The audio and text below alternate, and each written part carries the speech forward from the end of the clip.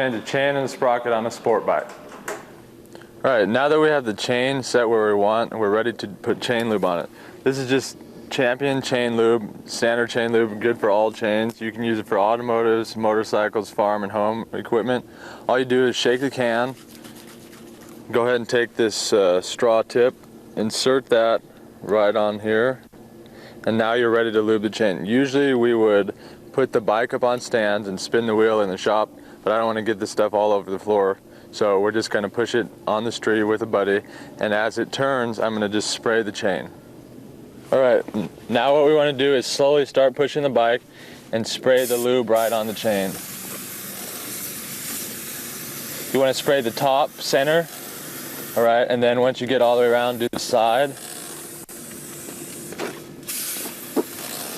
Go all the way around that side and then do the inside.